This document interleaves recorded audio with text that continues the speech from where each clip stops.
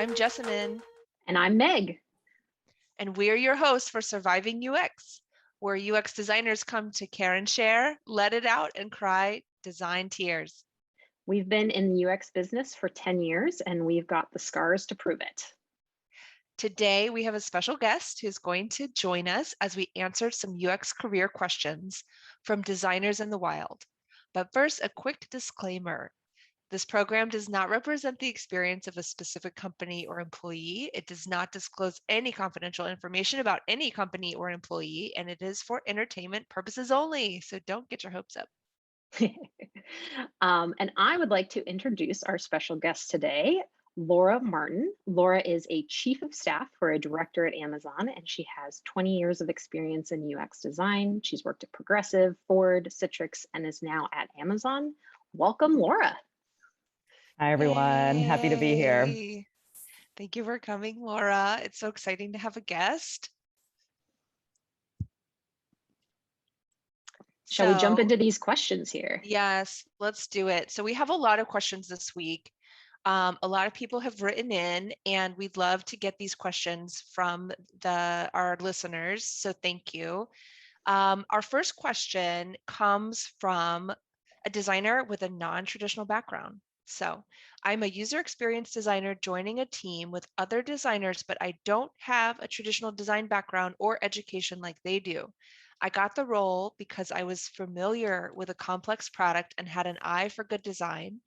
How do real experienced designers feel when a non-experienced designer like me joins the team? Am I a threat? Well, my first reaction is, what is a real UX designer? I know. I kind of bristled at that too, the real UX designer, because what does that even mean? Someone's a real designer. I mean, I definitely feel like having a traditional design background is an asset, but I feel like it's also been kind of a curse in tech. It hasn't always been the most helpful. And I don't know if people even really care who come from technical backgrounds, that they're really even impressed that you went to, took a typography class or whatever. They don't even know what that is. So who really cares? I don't know. I feel like people with non-design backgrounds who come into user experience design, like the biggest advantage is that they're not beholden to some sort of like archaic rules. Like they're not like, oh, what about Swiss typography from the 60s? Let's think about that. And you're like, wait, no, that doesn't have anything to do with what we're talking about. Well, Jessamyn, I want to say that I always think about Swiss typography from the 60s, so I'm not sure what you're talking about. I'm just teasing, but I agree with you. My background is like, I did go to school for UX. I did my dual undergrad in user experience, and then I got my master's in it. And most of the people that I have worked with in my career do not have traditional UX experience or UX education, if that's what traditional UX education is from like a four-year university.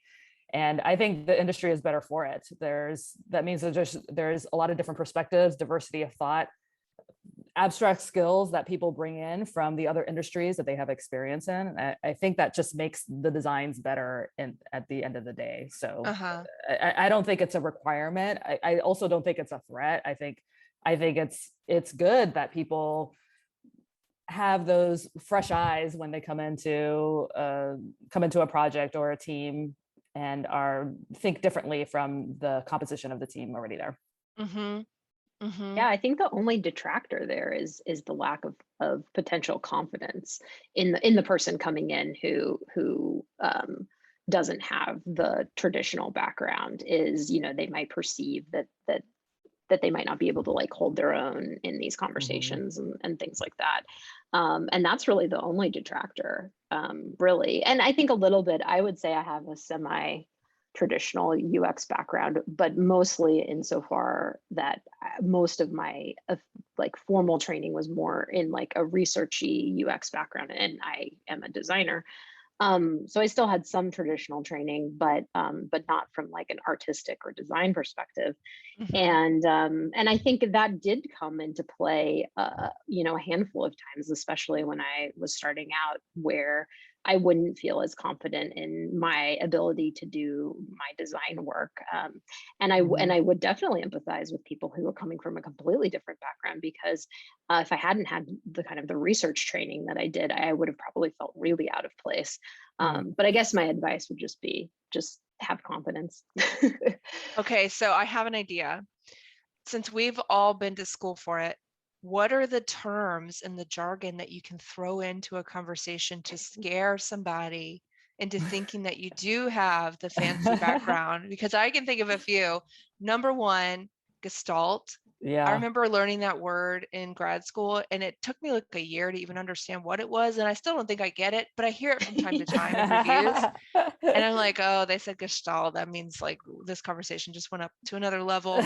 It's way above my head. That's a good one. I think if you throw in Fitts law or anything that involves an equation or something, oh, that's like, I couldn't even tell you the equation right now off the top of my head, but it's, yeah, I think it Fitts law, and then you say like, well, then you say the equation, and then you talk about how it relates to the current situation. I think people will be like, yo, whoa, this is the real deal. Okay, I'm gonna have to look that one up, but I think that's a challenge for all of us to work Fitts law into a conversation this week when we need to push for something. Yeah. And Jessamyn, you mentioned typography earlier, throwing things like kerning and ligatures. Yeah, that's good stuff. Things like that. Baseline. I remember having a conversation with some developers about a baseline for typography and talking about how like the curve of the C sits below the baseline a little bit, and they were just kind of like, what? What are we talking about? Oh man. So okay, so then for this person who's coming in, they're insecure, they have the non-traditional background, and they are being sort of questioned about like, do they really have the credentials to be there? Like, do they deserve a seat at that table? And I guess I think like designers don't get a seat at a table anyway, no matter if you do have a $100,000 degree. So welcome to the freaking club is what I have to say to you. Like, get used to the feeling of being insecure and unwelcome. Yeah. And I think another just like maybe practical thing that might help is get to know the backgrounds of the people that you work with, because my guess is that you'll find, like Laura was saying, like you'll find that a lot of people you work with don't have quote unquote traditional UX backgrounds. And the ones that do might really want to tell you about how they're unique or special and different. And you'll end up realizing that kind of everybody brings something special, to the table. Yeah, and I do wonder too, like, is this person being challenged about their credentials as a UX designer, or do they just lack the confidence going into it? If they do lack the confidence, then I think going in with a learner's mindset, instead of just rolling in and being like, hey, I'm probably better than all y'all in this room. Just be like, hey, I'm super excited to be here. Really thankful to work with you all, and I can't wait to learn from you and have that sort of approach. Be humble. Be humble. I think that's a good way to put it. I think having that approach will go a long way in terms of establishing and maintaining good relationships with the design team. Yeah, not being viewed as a threat. I've definitely had that feeling where I've come into a team and I could tell like somebody viewed me as a threat. And it was not pretty. There was a lot of like, this is how we do things, and this is what we've done, and this is fine, and why are you doing it differently, and that kind of thing. And it's like, well, I don't know. My way's better. My skills are better. I don't know. Yeah, that's tough. That's like, unfortunately, not unique to UX. Like that could happen in other situations too. Then it's like, that's a tough situation, because maybe that means that you need to leave the situation in order to have a better work satisfaction, which is tough, because that might not be an option for everybody. Right. Yeah. Put me in charge or take me out. I don't know. Yeah. We'll work for you, Jessamyn. You can be in charge. That's fine. All right, let's move to our next question. So this one's a good one. How do you deal with different goals for UX designers versus the development team So other members of our team, like engineers responsible for coding, don't have any usability goals on their performance reviews. Everyone else on the team gets credit when the product ships on time, but I'm accountable for the usability of our product. If something ships with poor usability, I'm on the hook. Coders have to code well, no crashes or bugs, and be on time. But for designers, the usability is what matters. You do have to make so many compromises to meet deadlines. Help. What do you guys think? I think that's a real unfortunate situation, and I think it stems from the fact that everybody can see the design, so everybody can provide opinions on it, and that's good and bad, right? If we're specifically talking about the development team, then it's like PMs aren't involved in the code reviews, like we're not involved in the sausage making for the for all that stuff there. So I think it's easier for other folks outside of design to come in and be like, hey, we should compromise this because they feel more intimately attached with the design. I think what it sounds like, it's like the team isn't necessarily aligned in terms of a shared success for the launch of the project. And maybe it's not clear about the priority. Like, it seems like the priority here was the launch. So they were getting close to the launch. What's the easiest thing to make changes to? It's usually the UI. So then there it is. But then this person is dinged for it. That means there's like a mismatch there in terms of the priorities for the project and what shared success for the team is. So yeah, I like in those situations, I feel it might be good to be like, okay, what are the priorities here for the business? Is it the launch? Great. So then when something is compromised in order to meet the launch, then it can be documented, put an email and be like, great. So we decided to do this in order to adhere to the launch date. And by the way, the risks of doing that are A, B, and C. That way, like people cover their butts and can move forward with integrity. Yeah.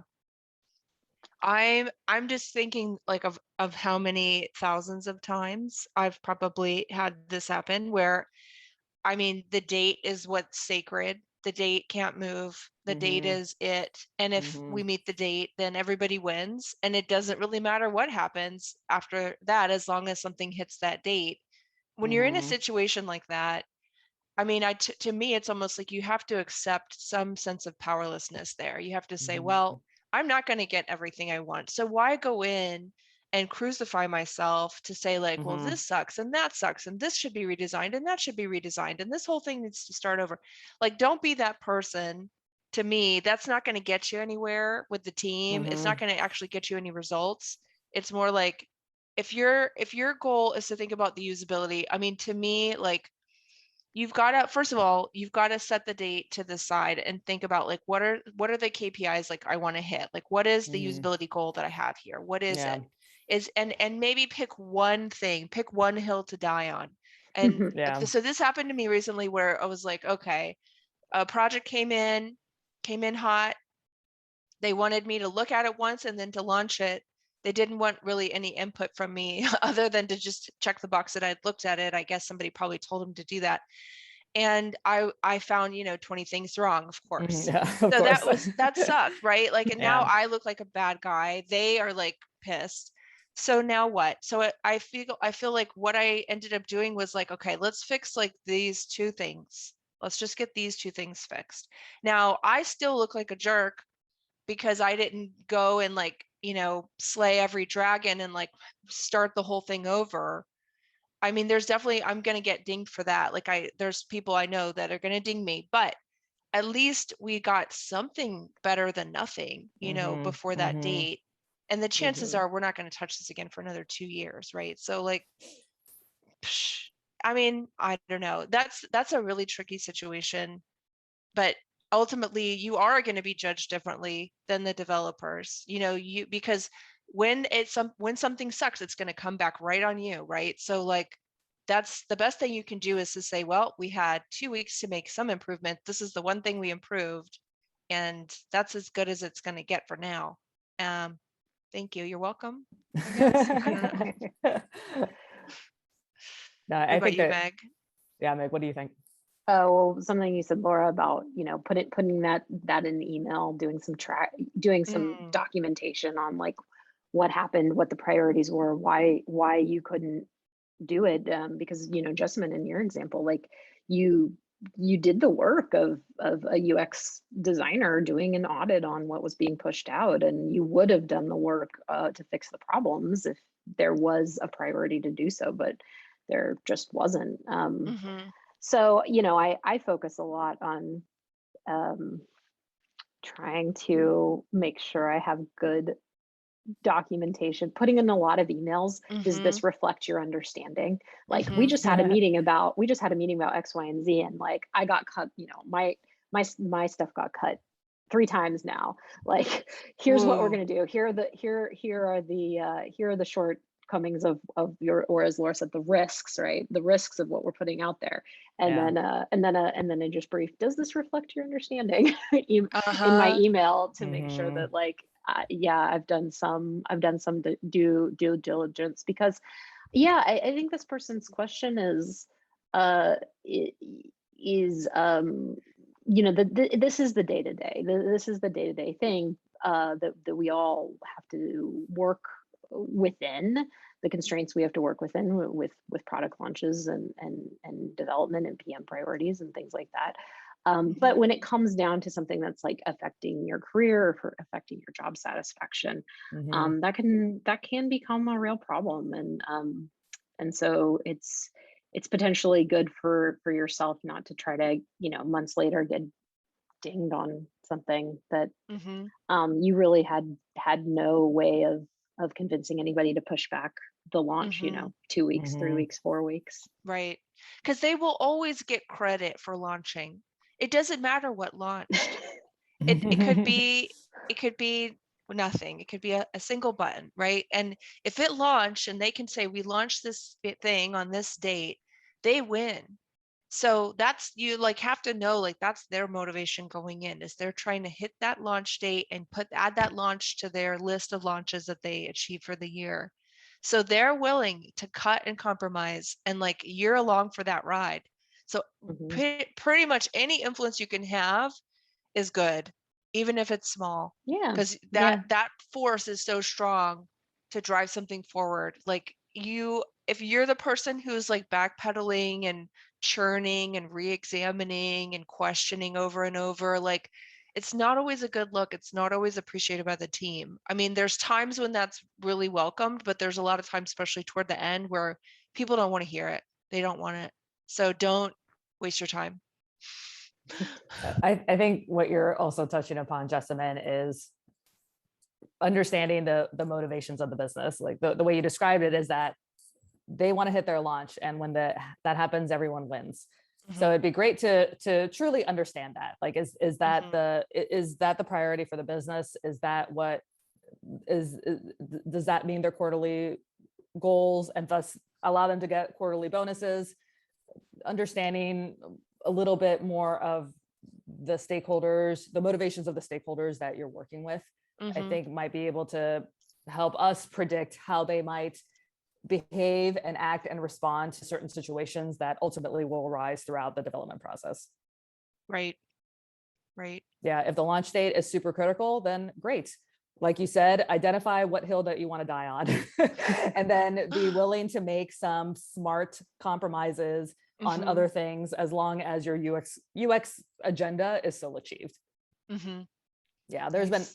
there's been multiple times where I'm like, okay, like here's what it says in the design spec, and then the tech team is like, oh, could we do it like this, because this is way easier for us? And then I'm like, actually, that'll be just fine. Like the user will totally be Yeah, able to understand that, and thank you for bringing that up. And yeah, then that's like it's almost like there's a spectrum for what compromise means. Like yeah. there's like a good compromise where it's like, yes, thank you for bringing this to my attention, great idea, much better, let's roll with it, Mhm, versus like, wow, my UX goal is just not going to be met, and that is a huge yeah. risk. So I think it's good to identify those two separate things as well. Like there may not be quote unquote compromises. There may just be like, okay, we had to shift things a little bit in order to make the deadline, but the user experience is at its core still fine. Mhm. Mhm. Nice, nice. All right, you guys ready for our last question? Go for it. Okay. How do I handle a stakeholder who asks for endless revisions on a design? I don't mind accepting feedback and iterating, but now we are pushing out our deadlines because one person on the team thinks we should go back to the drawing board. This person doesn't know what they want. And also, Yeah. and also it seems to be, I would say that seems to be reflective of some other problem that's happening.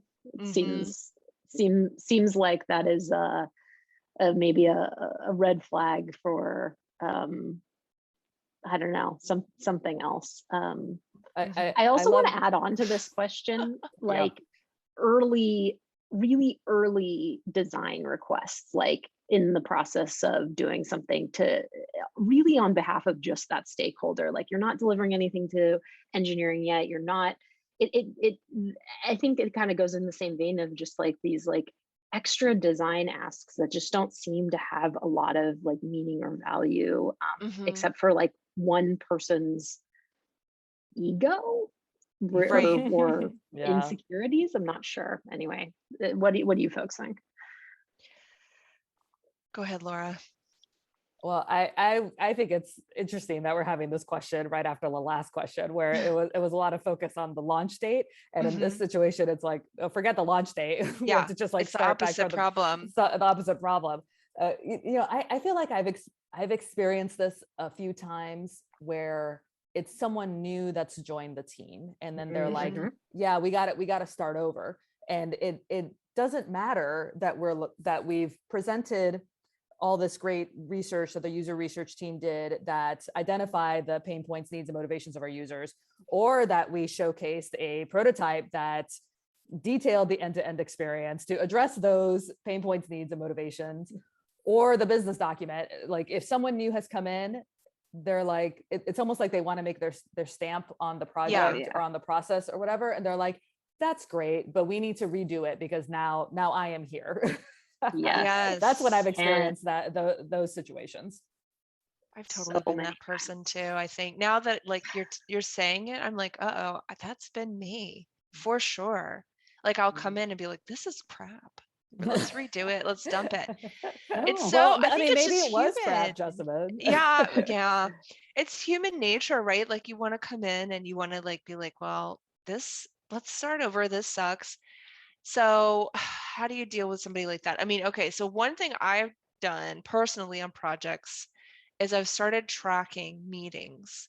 So I started making these spreadsheets where every time I had a meeting and I had a round of revisions or whatever, or a sync or whatever, I just tracked it. So then I started to see the number of meetings on a project. So recently I was looking at one project, it had over 30 meetings, 30. And stretching over 3-4 months. And I'm like, how do I get this number down? Maybe I'm getting too much feedback, or maybe I need to like make these meetings count, because like we had like some changes on the team, like the stakeholders swapped out, new people came in, the project was like totally rescoped. I mean, it was churn city. And so I started keeping track, because I was like, this seems like a lot of rework. And every time, we'd have another sync, it would be like, change this, change this, change this. And it was sort of out of hand. And so the tracking helped me sort of realize like, oh, like we're really pushing out dates here. Like we're not getting closer to our goal. It feels like we're getting farther away.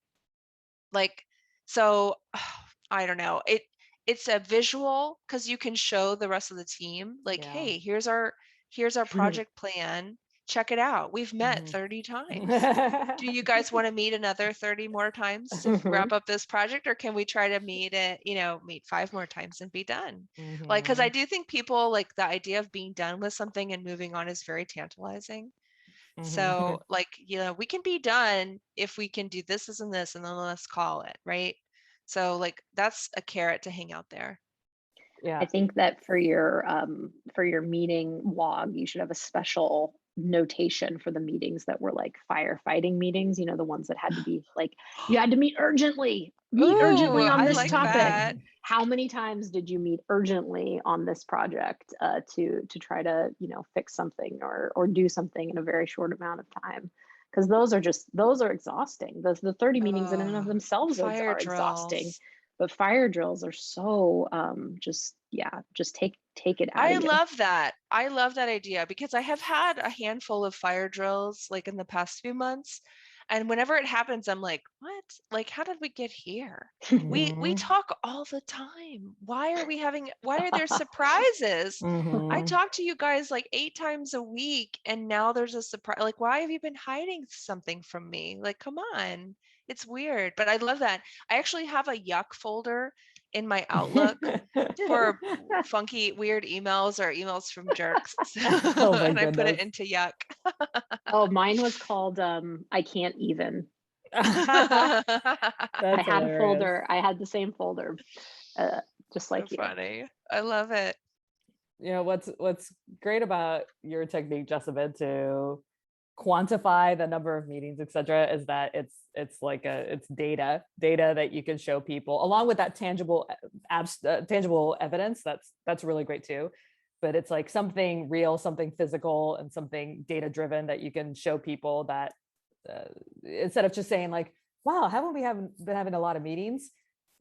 Saying we've had 30 meetings in the past month about this. That really drives it home a lot stronger usually. So I think that's a great call there. I know. But Nobody it wants also, to sign up for that. yeah, it also does sound like there's a almost like a lack of like alignment on like what the goal is. Like if there's like all these revisions, it seems like a lot of things are changing. So like what are we trying to do here? And like also a sentiment of like perfect is the enemy of good. Like, is there, I don't know, is there like a build, measure, learn mentality that we could use here to get something out and then revisit? I don't know, but if it just seems like folks are just doing the same thing over and over again and not getting to a resolution. Maybe the team has like lost their way a bit in terms of like, yeah, like what is the goal of the project? Let's take a step back. Like what's the goal of this UI here? What are we trying to do? Right. And how do you hold people's feet to the fire so you can get them to make a decision? And maybe they can't make a decision. Like that's another thing I feel like I've noticed. Some people don't have that personality because decisions are super uncomfortable. And postponing a decision feels better than making a hard decision.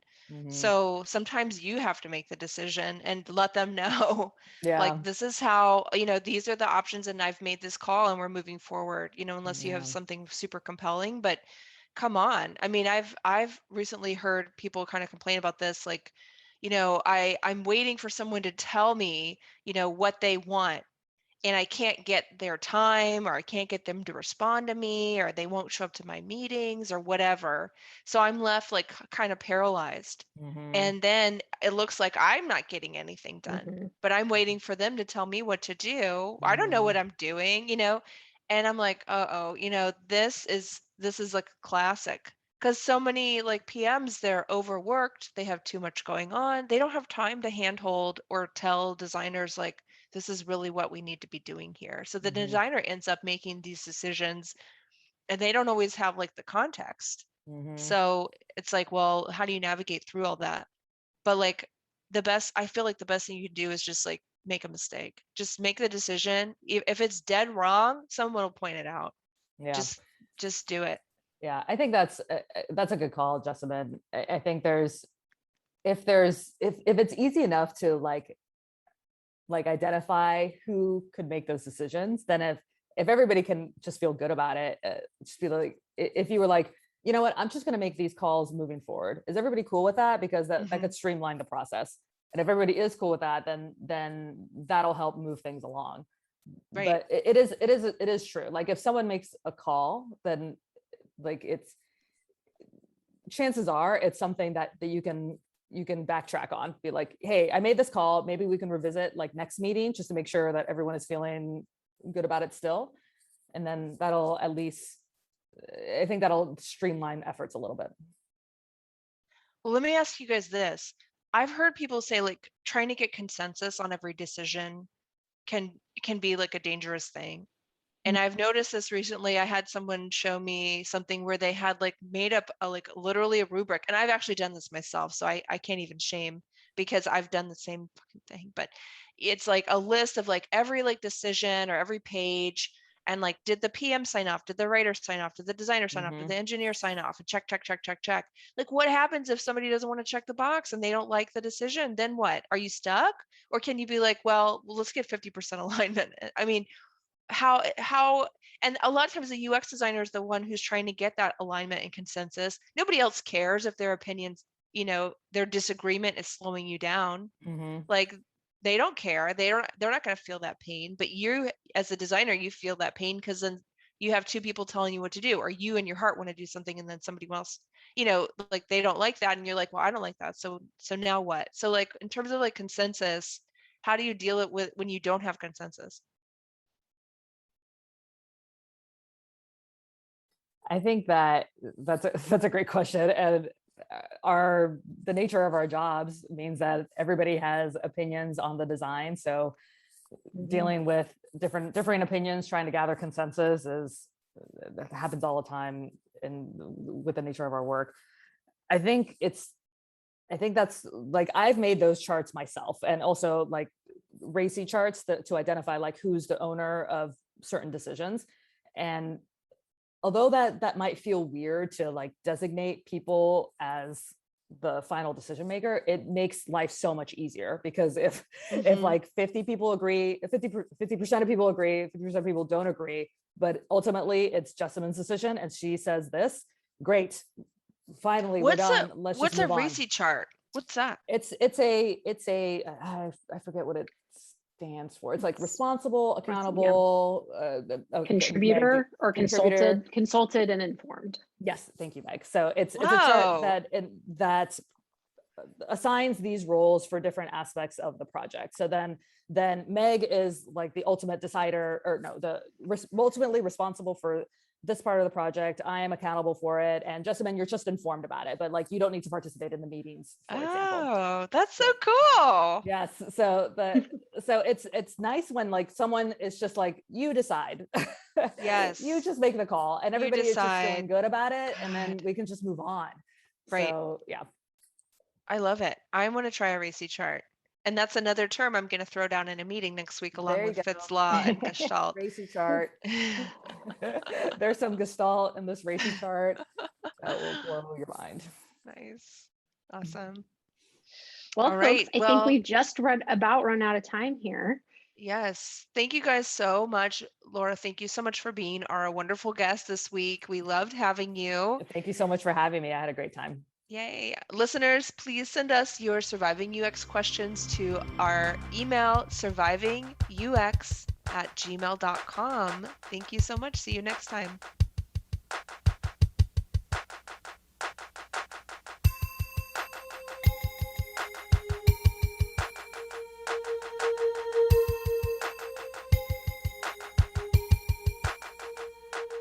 Questions for today's podcast were collected and evaluated by my co-host, Jessamyn Miller. The episode was edited by myself, Meg Cramer.